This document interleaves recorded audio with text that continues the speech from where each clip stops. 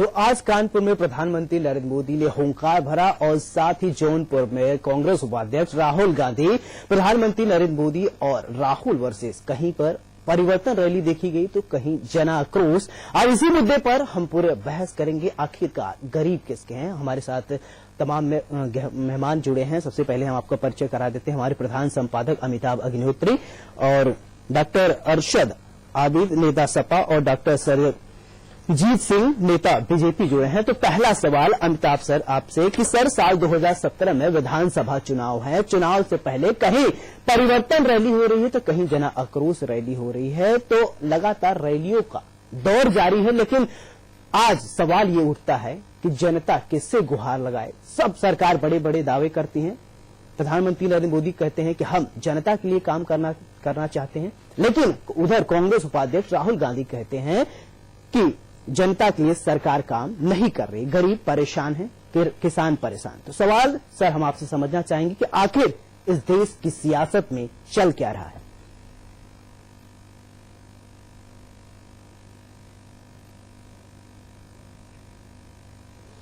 देखिए, बड़ा विचित्र स्थिति है।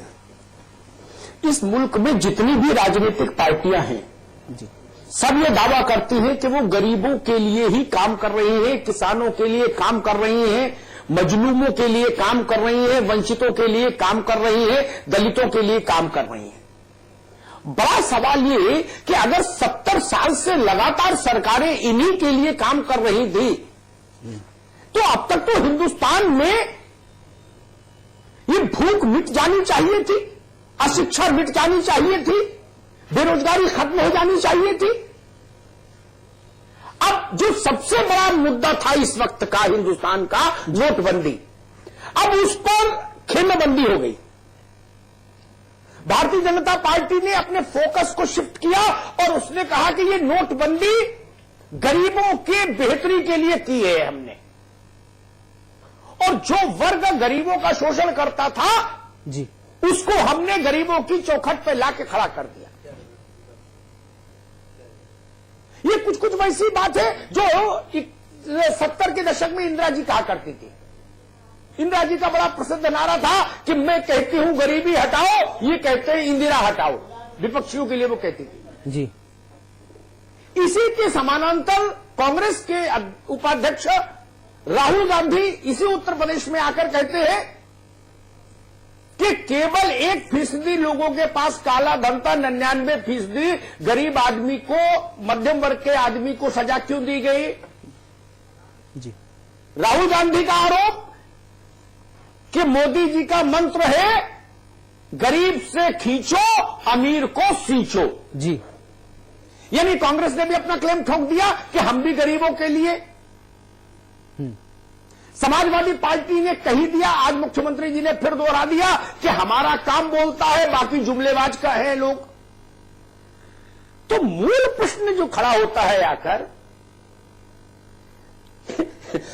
एक पार्टी, एक सरकार कह रही है कि ये नोटबंदी गरीबों के लिए जी, और वही प्रमुख विपक्षी दल कह रहा है कि ये नोटबंदी गरीब का खून चूसने के लिए। अब इस चुनाव की वेला में गरीब ठगा सा खड़ा है, वो देख रहा है कि हर आदमी मेरी लड़ाई लड़ने का दावा कर रहा है, लेकिन मेरी भूख नहीं मिट रही, मेरी कमी, जो जीवन स्तर में जो मेरी कमी है वो अपलिफ्टमेंट नहीं हो रहा, जो अशिक्षा है जी, जो बेरोजगारी है, जो तमाम दैनिक समस्याएं हैं गरीब की जिंदगी में, वो हल नहीं हो रही ना जी।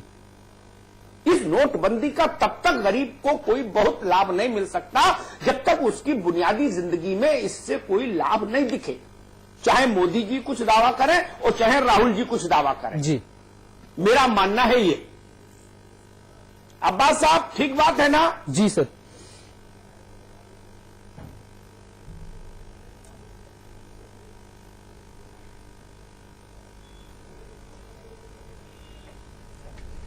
आवाज नहीं आ रही। तो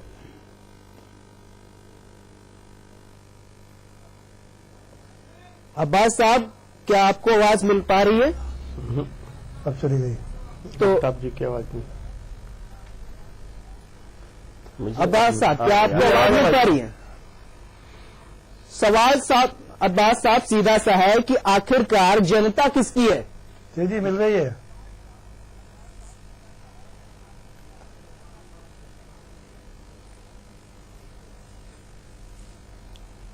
कट जा रही बार बार। हाँ त्रिपाठी जी सवाल मुझसे है। सवाल। जी दुगु चली गई तो फिर से कट गया, आ जाइए।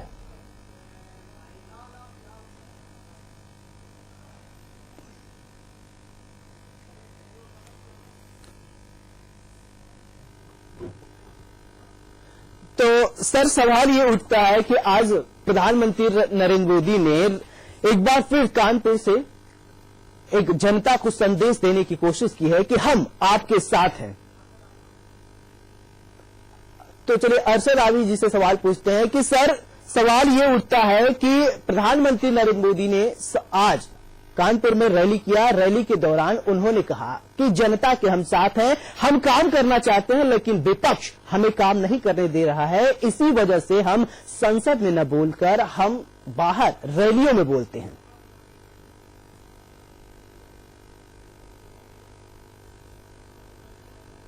त्रिपाठी जी जी आज प्रधानमंत्री जी ने अपनी सभा में जी जितने भी आरोप विरोधियों पर लगाए हैं वो जी। सभी बेबुनियाद और झूठ है। उनकी कोई बुनियाद नहीं है, उनमें कोई सच नहीं है। प्रधानमंत्री जी ने पार्लियामेंट का सम्मान नहीं किया, लोकसभा का उसका अपमान किया। जी इन्होंने देश की जनता ने इनको 333 मेंबर ऑफ पार्लियामेंट दिए पूरे एनडीए को जी और ये उसके बाद कहते हैं कि विपक्ष बोलने नहीं देता। बोलने तो ये किसी को नहीं देते हैं जी। जो विपक्ष के लोग बोलने की कोशिश करते हैं, समाजवादी पार्टी के लोग, कांग्रेस के लोग, तो ये बोलने नहीं देते हैं और शोर मचा देते हैं। ये पूरी तरीके से संविधान का मर्डर करने पर तुले हुए हैं, लोकतंत्र की हत्या कर रहे हैं। ये डेमोक्रेटिक नहीं है जी। ये तो सांप्रदायिक लोग हैं, ये डिक्टेटर है, तानाशाह है। काला धन वाला मुद्दा लगातार 40 दिन से इस देश में गूंज रहा है।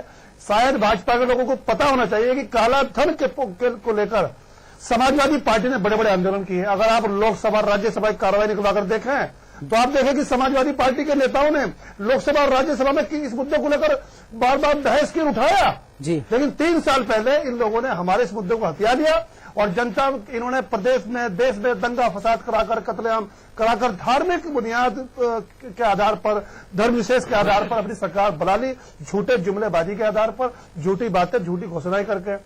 लेकिन इन्होंने देश को विश्वास में नहीं लिया। इन्हें चाहिए था कि देश की पार्लियामेंट, संसद यानी राज्यसभा और लोकसभा का एक संयुक्त जो है विशेष अधिवेशन बुलाते हैं, देश के सभी मुख्यमंत्री को बुलाते हैं, शामिल करते हैं और जो आर्थिक विशेषज्ञ थे हमारे देश के उनको भी शामिल करते हैं और कहते हैं कि हम ये करना चाहते हैं। चलिए काले धन के खिलाफ है, प्रधान संपादक अमिताभ मूर्ति से सर ये कह रहे हैं कि जुमलेबाजी वाली सरकार है। जुमले ठीक है, ठीक है अब्बास साहब ठीक है। आज पूरे देश में आंदोलन समाजवादी पार्टी ने भी कभी नहीं किया काले धन के खिलाफ। ठीक है आपकी बात आ गई। धन साहब, किसी और पार्टी के धन साहब, प्रधानमंत्री जी कह रहे हैं कि ये लड़ाई गरीबों के लिए है, ये सरकार गरीबों के लिए है।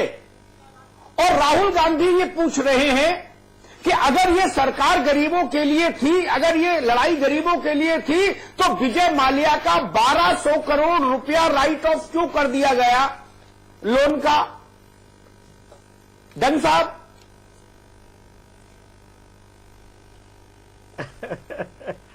मुझे आश्चर्य है कि राहुल गांधी जी एक राष्ट्रीय दल के राष्ट्रीय उपाध्यक्ष हैं और राजनीतिक परिवार से आते हैं। अगर उनसे कोई ये पूछे कि विजय माल्या को ऋण किसके शासनकाल में दिया गया और कहां उन्होंने पढ़ लिया कि उनका जो ऋण है वो राइट ऑफ कर दिया गया, उनकी तो संपत्ति ईडी ने ले ली है, उनके जहाज का, उनके संपत्ति का नीलाम करने की चेष्टा चल रही है और पूरी ताकत से सरकार लगी हुई है। साहब मैं आपको दुरुस्त करूं, ये मैं आपको दुरुस्त करूं, 1200 करोड़ रुपया विजय माल्या के लोन को राइट ऑफ किया गया है। नहीं, आपकी जानकारी सर पर मैं एक वो करूंगा। कब 1200 करोड़ रुपए विजय माल्या के लोन को राइट ऑफ किया गया है? कब गवर्नमेंट सेक्टर के बैंक कब इसका जवाब भी दीजिए ना। कब? अभी मोदी सरकार में डरी साहब, कब? मैं आपको डेट वाइज भेज दूंगा तारीख और निर्णय कांग्रेस की सरकार ने अभी एक महीने पहले की बात है जब 1200 करोड़ रुपए का आज जितने बड़े बड़े पूंजीपति हैं जिनके बारे में कहा जा रहा दिलाया है, किसी ने हो के बारे में कहा जा रहा है, राहुल जी ने कहा नहीं, सम्मानित ये गलत बयानी है। जैन साहब माफ करिए, गलत बयानी है। अरे बात तो नहीं किसने ऋण दिलाया? जैन साहब नहीं, ये एक बात बात बताइए कि ये 1% तथ्यपूर्ण बात जो नहीं है ध्यान दे लो। 1200 करोड़ रुपए कैद है नरेंद्र मोदी जिनके जी हाथों की में। सरकार ने वो 2.5 साल में किया बने। विजय माल्या के वो लोग 2.5 साल में बने हैं। नहीं, वो 2.5 साल में बने हैं। आपको प्रश्न करने का अधिकार है, मुझे प्रश्न करने का अधिकार नहीं है। 2.5 साल में बने हैं ये 2.5 साल में क्या मैं पूछ रहा हूँ आपकी सरकार ने राइट ऑफ क्यों किया? कब बने? नहीं, 2.5 साल में बन गए। लॉजिक की बात नहीं। आप बताइए कि एक इसीलिए नोटबंदी की गई है कि इनके पर अंकुश विकास लगाया जाए। श्रीवास्तव। गरीबों के खाते में नहीं, नहीं, पैसा ये जाए। तर्क नहीं गया है। विकास श्रीवास्तव। आपने भी देखा, पूरे देश ने देखा। विकास श्रीवास्तव, मेरा प्रश्न दूसरा था। योजना ने जिन गरीबों के आप विजय माल्या को जिसने लोन दिया और हमारा प्रधानमंत्री कांग्रेस की सरकार थी, मैं कोशिश करूंगा, लेकिन आज मोदी जी की सरकार में विजय माल्या के कर्ज के 1200 करोड़ रुपए राइट ऑफ क्यों कर दिए गए? विकास श्रीवास्तव, इंदिरा जी के समय से ये जुमला चला आ रहा है।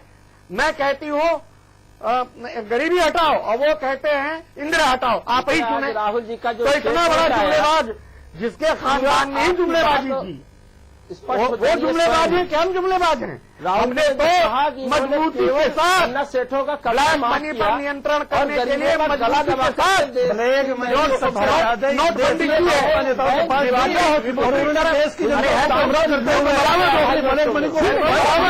आगे मित्र, अब दूसरे से भी बात कर लें। पहुंचा दिए अपने कैंडिडेट को बुलाकर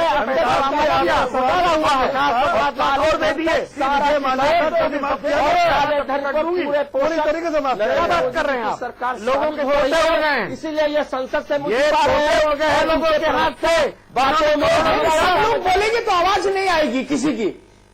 अब्बास साहब आपको रुकना होगा, सुरजीत सिंह दंग आपको रुकना होगा, विकास जी आप बोलिए। नहीं दे रहे हैं। एक आप बताइए, हल्ला विपक्ष से लेकर के सिलसिला है घोटालों का, सिलसिला। आप बातों को देखिए, अभी ताजा अवस्था है। पत्रकार है, आपने आखिर आप इकट्ठा कर रहे हैं पैसा और गंभीरता से और मोदी जी ने जरा चोट की है तो आप कल लड़ाए हुए हैं, यहाँ पर शोर मचाने का प्रयास दिल मिला रहे हैं आप। गंभीरता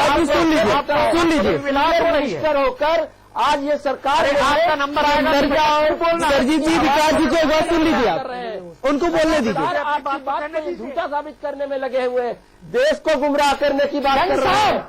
ऐसे नहीं भाई, रुको ना, गुमराह किया अपनी बारी पर बोलो मित्र। प्रधानमंत्री विकास लगातार इस देश के सेवक बनने के देश नाम को पर चौपट कर दिया, चौपट कर दिया। तैयार हो गए डंग साहब, अब डंग साहब सरजीत सिंह जी, एक बार आप सुन लीजिए, विकास जी को सुन लीजिए, सुन लीजिए, एक बार सुन लीजिए। हाँ, सच बोलना बोलिए। चाहिए। आप भी अडवाणी जी के साथ के नेता हैं जी। डंग साहब, आपको भी गंभीरता से परिचय देना चाहिए। अडवाणी जी की तरीके से राष्ट्र धर्म का पालन करना चाहिए। मोदी जी ने तो कभी राष्ट्र धर्म का पालन नहीं किया, चाहे वो गुजरात का मुद्दा रहा हो, चाहे वो आज नोटबंदी का मामला हो। मोदी जी हमेशा राष्ट्र धर्म से बचना चाह रहे हैं और अमिताभ जी जैसे इतने गंभीर पत्रकारों को आप लगातार झूठ के दम पर छुपाना चाहते हैं।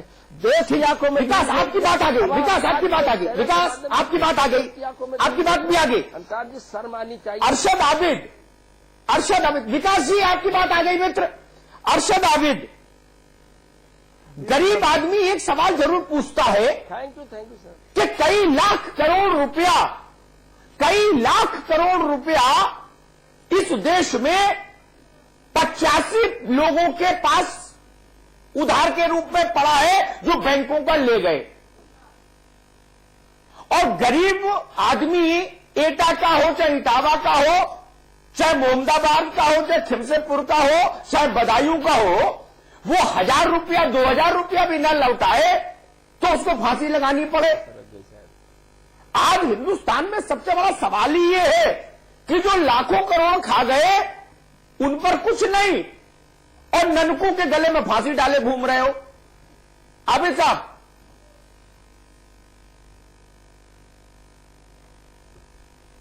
अमिताभ जी, मैं आपके सवाल से पूरी तरह मुतमईन हूं और मैं अभी आपने डंग साहब से एक सवाल किया था, भाजपा के बड़े अच्छे नेता हैं, आपका सवाल जो था बिल्कुल पूरी तरीके से सही सवाल था। और ये जो आपने विजय माल्या वाली बात कही थी, क्योंकि वो भाजपा के राज्यसभा सांसद रहे, लगातार भाजपा के विधायकों की वजह से राज्यसभा जाते थे, उनका कर्ज माफ किया गया है। और एक विजय माल्या का नहीं, भाजपा के जो राष्ट्रीय कोषाध्यक्ष केसी जैन साहब रहे हैं, राज्यसभा सदस्य भी रहे, उनका भी कर्ज माफ किया गया है। मेरे पास है सारे सबूत। तो भाजपा के बड़े बड़े जो इंटरलिस्ट है, बिजनेसमैन, उनका कर्ज माफ किया गया है। और तो 1,10,000 करोड़ रुपया है अमिताभ जी, पूरा ये 1,10,000 करोड़ रुपया देश के 15 लोगों का माफ किया गया है। सिर्फ 15 लोगों का, गौतम अडानी का, मुकेश अंबानी का, रतन टाटा का, विजय माल्या का, ललित मोदी का माफ किया गया है। 8,000 करोड़ रुपया, बिल्कुल सही कर रहे हैं। भाजपा के राज्यसभा सांसद, व्हाइट मनी देश की, हमारे देश से सुषमा स्वराज जी और अरुण जेटली जी के सहयोग से निकलकर विदेश में चले जाते हैं, अब वापस नहीं आएंगे। ललित मोदी जी 5,500 करोड़ रुपए व्हाइट मनी इस देश के लेकर देश से बाहर चले जाते हैं, भाजपा के वेलविशर समर्थक है, वापस नहीं आएंगे। और अमिताभ जी, आप इसमें एक बात मैं आपको और बताऊं, तो आपको मालूम है, क्योंकि आप बहुत बड़े पत्रकार हो, जर्नलिस्ट हो, कि जितना पैसा बरामद हो रहा है, पंकजा मुंडे जो बेटी है गोपीनाथ मुंडे जी की, 10 करोड़ रुपए बरामद हुआ है, नहीं रकम। भाजपा के रोहतास कुमार जो है बहुत बड़े नेता है राजस्थान के, 15 करोड़ रुपए बरामद हो जाता है। 38 लाख रुपए मंडी में उसमें बरामद हो जाता है हिमाचल प्रदेश में, भाजपा के जिलाध्यक्ष हैं। तो ये जो पैसा बरामद हो रहा है, इसमें 98% लोग तो भाजपा के हैं। हम काले धन के खिलाफ हैं, हमने आंदोलन किए, हम काले बाजारी करने वालों के खिलाफ हैं, लेकिन इन्होंने सिस्टमेटिक तरीके से जी अब्बास साहब काम को नहीं किया। जंग साहब से बात कर, जी ठीक है, जंग साहब से इस पर उत्तर ले लूं। ठीक है अब्बास साहब, जंग साहब, देश में ये सवाल तो उठ रहा है कि अडानी, अंबानी, मित्तल, रुइया, जिंदल और बिंदल, जो ये 10, 20, 50 लोग हैं हिंदुस्तान में, ये लाखों करोड़ रुपया सरकारी बैंकों का दबा गए और इनके विरुद्ध कोई निर्णायक कार्रवाई नहीं हुई, और उल्टा बैंक्स ने लोन को राइट ऑफ करना शुरू कर दिया आपके कार्यकाल में। इनको लोन मिला मनमोहन सिंह के कार्यकाल में, लेकिन राइट ऑफ कर रही है आपकी सरकार। डन साहब,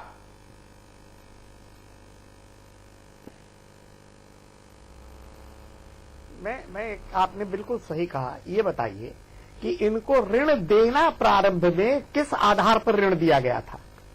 उनको देश के विकास के लिए ऋण दिया गया था। और ऋण, जब ये एनपीए एक शब्द है, non performing assets, non performing assets, in non performing assets की संख्या कांग्रेस के शासनकाल में बराबर बढ़ती ही चली गई, क्योंकि ऋण गलत तरीके से दिए गए। और यह सारा जितना ऋण दिया गया, जिनको ही वसूली, अभी 10,000 करोड़ रुपया तो सीधे सीधे अंबानी के ऊपर जुर्माना लगाया इस सरकार ने। मैं नहीं जानता कहां से आंकड़े अरशद भाई लाए हैं।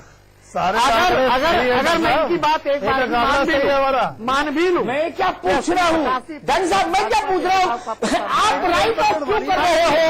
आपकी बात मान ली तो मैं कहता हूं, आप राइट ऑफ क्यों कर रहे हैं? ऐसी सरकार की जो अपने लोगों को भी नहीं बख्श रही है, इसीलिए वाइड मनी, ये जो अब आया नया पैसा, बिल्कुल नए पैसे की बात करी है। देखिए बात बीच में बोलिए, लगातार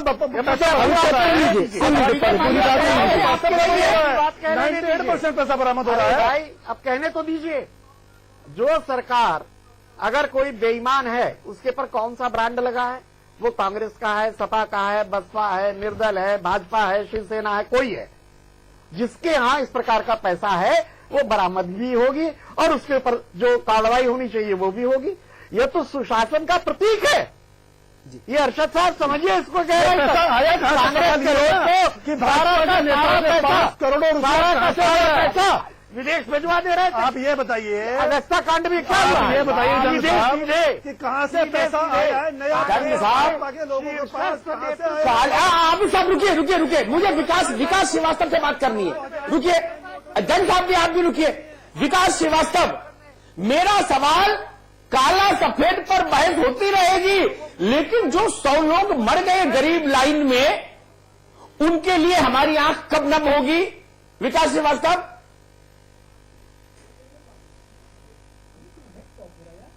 बिल्कुल नम होने चाहिए पूरे देश। 126 लोग मरे हैं पूरे देश में हमारे। दुख की बात है जी, 126 की बात है। 126 विकास जी को सुन लीजिए।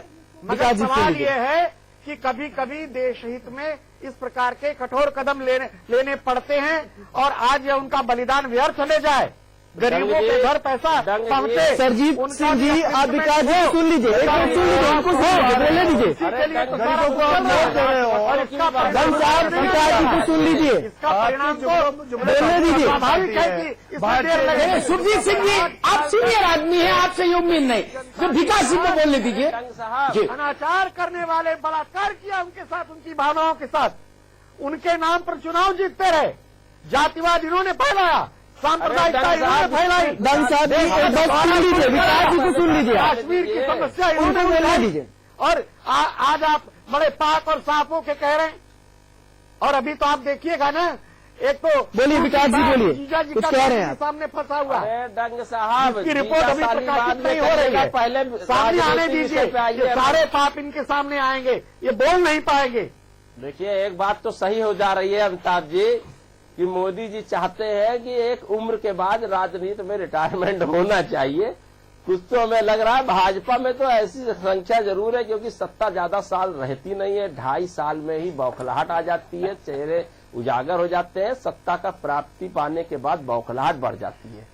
एक तो आर्थिक देखिए, कर्फ्यू के आधार है और ऊपर से आप जवाहरलाल नेहरू जी किस समय में प्रधानमंत्री हुए थे, बातों में दिखाई दे रहा सत्या गए है। थे क्या? राष्ट्रधर्म का आप पालन नहीं कर पा रहे महात्मा हैं। गांधी राष्ट्रपिता आज भी कह गए थे, वो सत्या गए थे क्या? विकास जी को सुन लीजिए, धन साहब सुन लीजिए, सुन लीजिए, बोलने का मौका दीजिए, क्या बात कर रहे हैं? मौका दीजिए आप। अभी अडवाणी जी बोलने ऐसा कर रहे हैं। आप मुझे इस पर नहीं बोलने दे रहे, जैसे मैं देश आप का अटल जी के बोलने जा रहा हूँ। धन साहब, विकास जी को उनकी बात रखने का मौका दीजिए, आपको भी मौका दिया जाएगा। का जवाब आप क्या इसको- करिएगा? अगर अमिताभ जी आपका इजाजत हो, बोलिए आप। जरूर पूरा अरे मौका है। अमिताभ जी अगर इजाजत हो तो मैं डंग साहब से ही प्रश्न वही मुखातिब श्रोता होकर मैं निर्णय प्रश्न करेंगे कर लूं। कि क्या किस तरह की बात कर रहे हैं। अच्छा डंग साहब, ये बताइए, लाइनों में खड़े जो लोग मर रहे हैं वो देशभक्त हैं कि देशद्रोही है? मैं स्वयं कह रहा हूं कि ये दुखद है, हम सबको इसका दुख है। बस समझ मगर पूरी बात अगर- सुन लीजिए, विकास जी को बोल रहे हैं। इस प्रकार के कदम अगर उठाने आप वो पड़ते हैं। देशद्रोही नहीं है, आज- वो दुखद है। वो देशद्रोही नहीं है। देशद्रोही जो उनके नाम पर राजनीति कर रहे हैं वो है। अच्छा हाँ, जनता की दिल में ये संतोष नहीं है। ज्यादा भाजपा के साथ है। आप सर्वेक्षण कर लो, आप देखिए चुनाव हुआ उसके बाद ये महाराष्ट्र में भाजपा नंबर 1 पर। तो साल 2017 विधानसभा चुनाव है, इससे पहले रैलियों का दौर लगातार जारी है। आज प्रधानमंत्री नरेंद्र मोदी ने कानपुर में रैली किया, तो वहीं कांग्रेस उपाध्यक्ष राहुल गांधी ने जौनपुर में। एक सवाल लेंगे अपने प्रधान संपादक अमिताभ जी से। सर, सवाल ये साफ है कि राहुल गांधी ने आज पीएम मोदी से सवाल किया है कि आप अमीरों का कर्ज माफ करते हैं, आप गरीबों का भी कर्ज माफ करिए।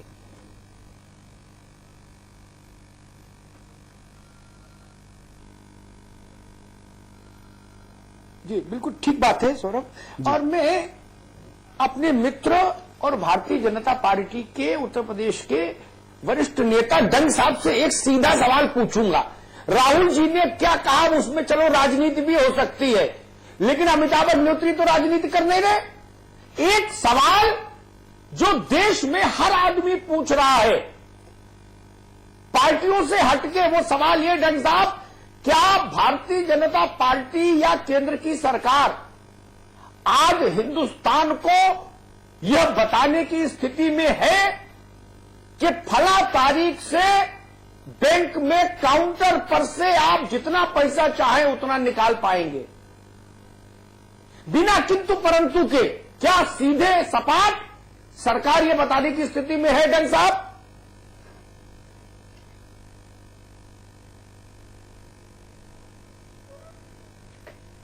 देखिए, जो दो आपकी पूरी बात आ नहीं रही है मेरे पास, आधी अधूरी बात आ रही, पूरी बात नहीं आ पा रही है अमिताभ जी, पूरी बात आपकी आई नहीं। डंग साहब, मैंने छोटी सी बात पूछी, क्या सरकार या पार्टी ये बताने की स्थिति में है कि फला तारीख से काउंटर पर जाके बैंक में चाहे जितना पैसा निकालो, कोई रोक टोक नहीं?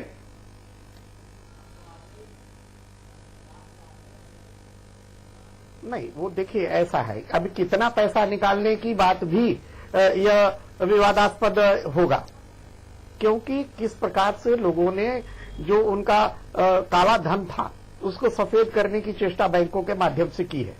जब नोटबंदी की गई तो अपेक्षा यह थी कि जो सरकारी और बैंकिंग में लगे हुए हमारे कर्मचारी अधिकारी हैं, कम से कम अरे जज साहब, मेरा पैसा बैंक में जमा है, आप कैसे रोक लेंगे? दुर्भाग्य है। ये काला सफेद आप अपने पास रखो। मेरा पैसा बैंक में जमा है, मुझे निकालने से आप कैसे रोक सकते हो? मुझे पूरी बात तो कहां रोक रहे हैं? अभी इसलिए रोका जा रहा है कि यह सत्य है कि जो नई मुद्रा आई है वह उतने परिमाण में नहीं आ पाई जितनी की आनी चाहिए। धीरे धीरे उसका प्रबंध किया जा रहा है। जब मुद्रा पर्याप्त आ जाएगी तब कोई कठिनाई, जो लीगल है, जिसका अपना पैसा है, उसको निकालने में कोई कठिनाई नहीं होगी। मैं दूसरी बिंदु की बात आपसे इसके पीछे कठिनाई कहां पैदा हुई? बैंक के अधिकारियों ने, जिसमें कि 37 लोगों पर मुकदमा दर्ज है। ना पहले इसी बिंदु पर बात, हमें दूसरे बिंदु में अभी रुचि नहीं। बड़े जज साहब एक मिनट रुक जाइए, एक मिनट रुकिए। अब्बास साहब, अरशद आबिद साहब, तो पूरा हिंदुस्तान ये जानना चाहता है कि आम आदमी, मध्यम वर्गीय आदमी अपने बैंक अकाउंट में नंबर 1 का पैसा कब निकाल पाएगा अपनी मर्जी से? आबिद साहब, और इस बात का उत्तर नहीं मिल रहा हमको।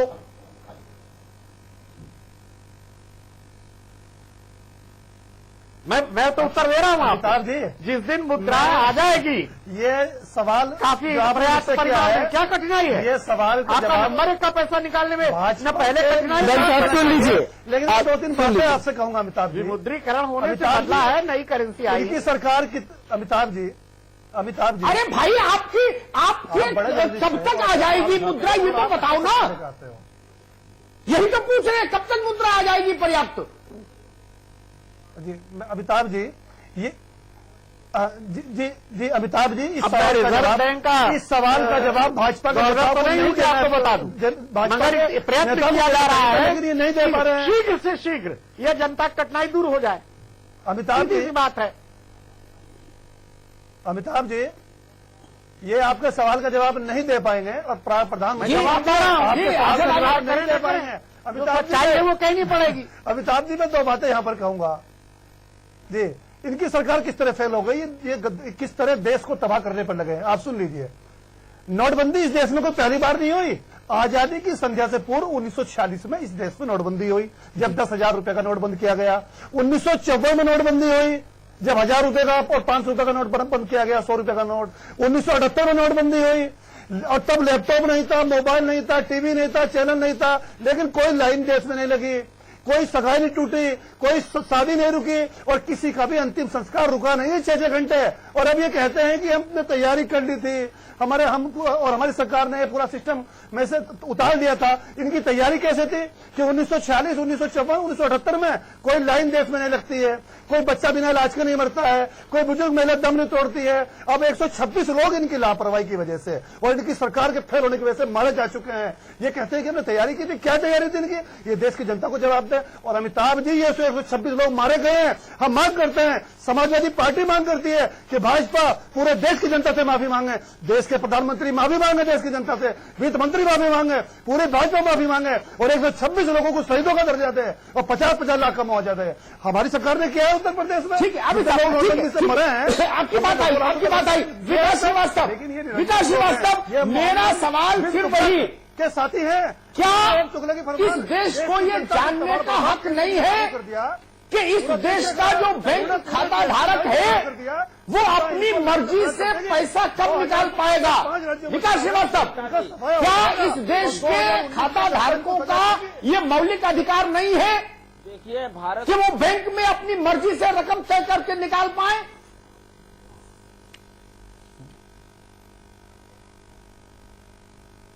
देखिए पूरे भारतवर्ष की अर्थव्यवस्था में जितना 500 और 1000 का नोट था वो सारा पुराना पैसा बैंकों में भर दिया चुका है, और जितने नोट से ये देश की अर्थव्यवस्था चल रही है उसको छापने के लिए जो हमारे पास मुद्रण की व्यवस्था है उसको भी जोड़ लिया जाए, और विदेशों से भी जो नोटें छपवाई जाए 500 और 1000 की नोटें, तो भी हिंदुस्तान के अंदर ये आर्थिक संकट कम से कम 9 से 1 साल 9 महीने से पीछे नहीं हटने वाला।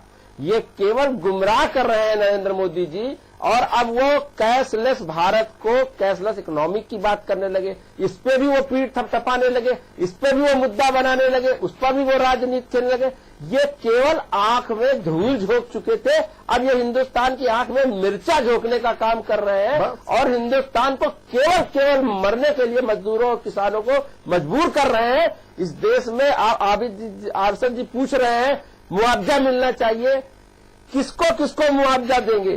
तमाम सारे लोग अप्रत्यक्ष रूप से मर गए हैं, तमाम सारे व्यवसाय चौपट हो चुके हैं। संख्या नहीं है अरशद जी, संख्या छोड़िए, रेड़ी वाला सड़कों पर भीख भी नहीं मांगने जाएगा ना तो उसको भीख भी नहीं मिलेगा। अब पेटीएम से भीख भी देने की बात मोदी जी कर रहे थे, किसी भी लेक्चर दे रहे थे, किसी भाषण में पेटीएम से भिखारी को भीख देने की बात कर रहे थे। अरे ये माहौल हिंदुस्तान से भिखारी बनाकर भिखारियों का मजाक उड़ा रहे हैं उत्तार जी। ऐसा तो शर्मनाक प्रधानमंत्री हिंदुस्तान की जनता है न कभी देखा है न देखने को मिलेगा। और विश्व में किसी भी देश का किसी भी बैंक में ऐसा कानून नहीं कि अपना ही पैसा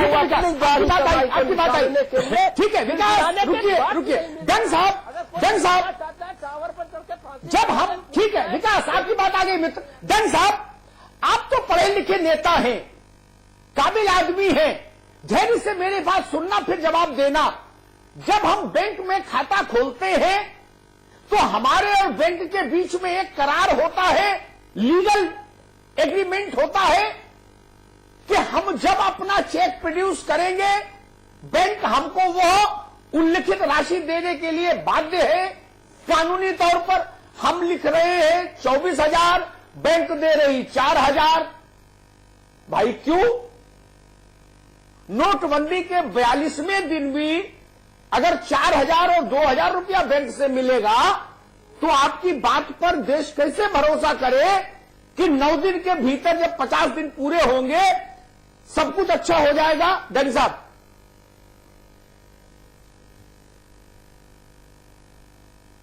मैं आपके प्रश्न का भी उत्तर देना चाहूंगा और भाईजान ने हमारे जो सवाल उठाया उसका भी उत्तर देना चाहूंगा।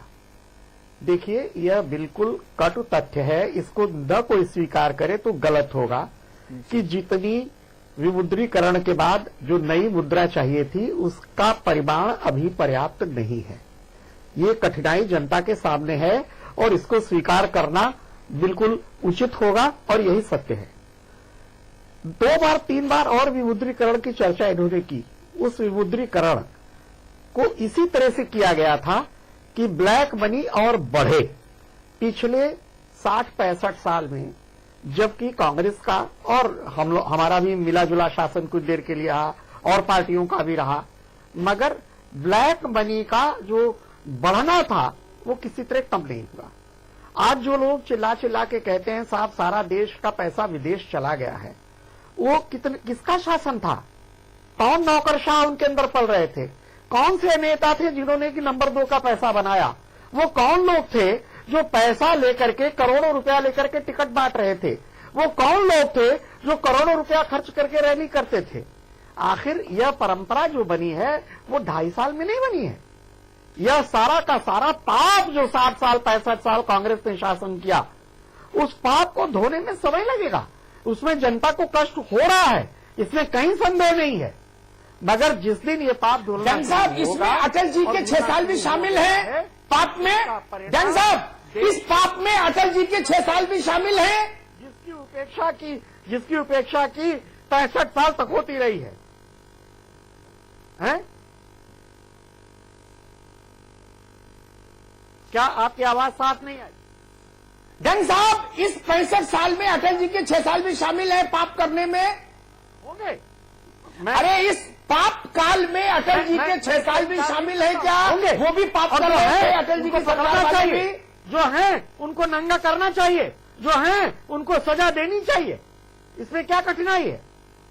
मैं तो कहता हूं न्याय की तुला जब आप ये कह रहे हो अटल जी की सरकार भी पाप कर रही थी और मोदी जी मैं समझ गया। आप ये कह रहे हो वाजपेयी जी की सरकार भी पाप कर रही थी। गलत पैसा कमाएगा वो राष्ट्रद्रोह का काम कर रहा है, जो ब्लैक मनी बना करके गरीबों का शोषण कर रहा है। अच्छा आबिद साहब वो एक चीज मैं समझना आपको बताऊं, आबिद साहब एक बात बताऊं, डंग साहब ने कहा कि अटल बिहारी वाजपेयी की सरकार भी पाप कर रही थी।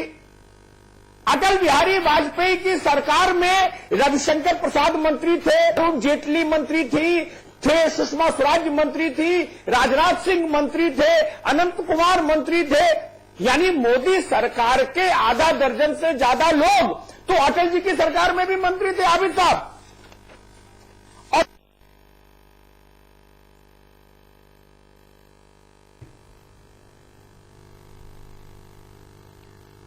इनमें जो भी अपराधी हो, ये पापियों की सामने लाइए ना, ये पाप लाइए ना, पाप करते कौन मना कर रहा? और ये जब तक राजनीति में रहेंगे नाम गिनाने से ये नहीं चलेगा। पाप करते रहेंगे। 60 साल ये से लगातार सुन लीजिए आप। लोकतंत्र को नहीं मानते, ये डेमोक्रेसी नहीं मानते, रेल घोटाला डेमोक्रेसी का मर्डर करते हैं लोग।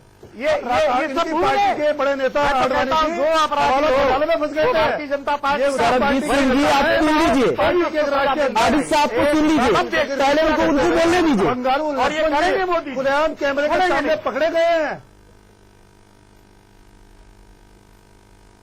अमिताभ जी, ये मोहम्मद बिन तुगलक के अनुयायी हैं। वो दिल्ली के बादशाह हुए थे कि वो बिना सोचे समझे जनता को परेशान करने के मकसद से कोई भी फैसला लागू कर देते थे। मोदी जी ने भी कर दिया। 42 दिन पूरे हो चुके हैं, 126 लोग मर चुके हैं। इन मौतों का जिम्मेदार कौन है? प्रधानमंत्री नरेंद्र मोदी जी जिम्मेदार हैं, अमित शाह भाजपा के राष्ट्रीय अध्यक्ष वो जिम्मेदार है, अरुण जेटली जिम्मेदार है, भाजपा का हर नेता और कार्यकर्ता जिम्मेदार है। और ये जो लाशों का अंतिम संस्कार आज भी 6-6 घंटे बाद हो रहा है, उनकी आत्माएं भटक रही, बद्दुआ दे रही है। और जो लोग लोकतंत्र को कमजोर करने की कोशिश करते हैं, जो लोग गरीबों को, देश की जनता को तबाह बर्बाद करने की कोशिश करते हैं, देश की जनता उन्हें खत्म कर देती है। 2017 के में 5 राज्यों में चुनाव होने जा रहा है विधानसभा का, इनका सफाया निश्चित है। और 2019 में इनका घमंड टूट जाएगा कि हमें जनता ने इतना प्रचंड बहुत देकर सत्ता में लाई, खत्म हो जाएंगे। अभी साहब चुनाव अलग छोटा विषय है, ये देश के भविष्य का विषय है। विकास श्रीवास्तव,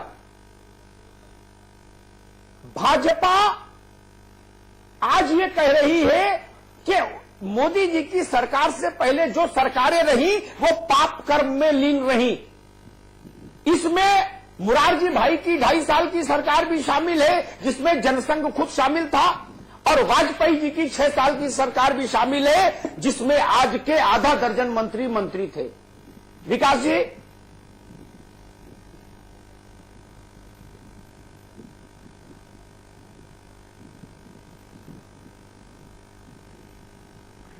आवाज नहीं आ रही है, फिर आवाज बंद हो गई।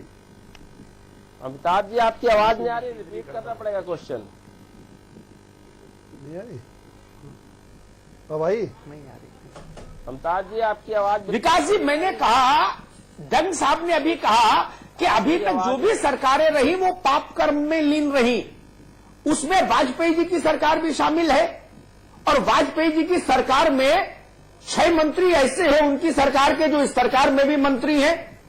तो फिर वो लोग जो अगर तब पाप कर रहे थे तो उनको अब मंत्री क्यों बनाया गया? मेरा सवाल ये है।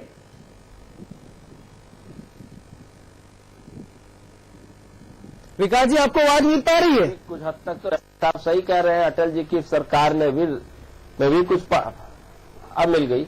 डंग साहब कुछ हद तक सही कह रहे हैं। कंधार में आतंकवाद को छोड़ने इनके गृह मंत्री और विदेश मंत्री छोड़ने गए थे, पूरी दुनिया ने देखा। उसी अजहर मसूद ने वर्ल्ड ट्रेड सेंटर उड़ाया। पर आज ये कहते हैं हम कांग्रेस के लोग आतंकवाद रोकने में असफल रहे। कारगिल में अपने ही जवानों को मरवा करके हजारों लाशें हिंदुस्तान की हर गांव में पहुंची, और इसके बाद उन्होंने कहा अपने सामने से हमारा दुश्मन को रास्ता दिया गया। आगरा समिट ही उसका परिणाम था। एक तानाशाह को आगरा में बुला करके जिस तरह से सम्मान दिया अटल बिहारी वाजपेयी ने, समझौता एक्सप्रेस चलाई, उसके साथ आतंकवादी चले आए। तो बहुत सारे पाप हुए, संसद पे हमला हुआ। आर्थिक की बात किया जाए, आर्थिक फैसलों में पेंशन बंद कर दिया कर्मचारियों के साथ। हमेशा जब भारतीय जनता पार्टी किसी भी राज्य में, किसी पूरे देश में जब भी आई, उसने सबसे पहले कर्मचारियों का गला दबाया। सरकारी कर्मचारी, चाहे वो राज्य कर्मचारी हो, चाहे वो केंद्र के कर्मचारी हो। अभी मोदी जी आए, मोदी जी ने सबसे पहले कर्मचारी, लगातार पेट्रोलियम मूल्यों का इंटरनेशनल रेट कम होने के बावजूद लगातार रेट बढ़ा रहे हैं। एक एक रुपए करके बढ़ा रहे हैं, लोगों को गुमराह कर रहे हैं रेट बढ़ाने के काम में। कर्मचारियों के लिए जो डीए दिया है 1 से 1.5%, कांग्रेस के शासनकाल में 12%, 10% तक रहा है। अभी 7th पे कमीशन, उसका तुलनात्मक अध्ययन जी किया ठीक जाए है तो क्या विकास जी, आप मेरे ख्याल से बजट करने का समय है। लगातार आरोप प्रत्यारोप का दौर जारी है, लगातार आरोप प्रत्यारोप का दौर जारी है। तो हम संपादकीय टिप्पणी जानना चाहेंगे उत्तर देने का अपने editor in chief Amitabh ji से। अमिताभ जी, संपादकीय टिप्पणी। अमिताभ जी, मैं आपसे प्रार्थना करता हूं कि मुझे इनके उत्तर देने का 1 मिनट में, मैं बहुत संक्षेप में अपनी बात कहूंगा।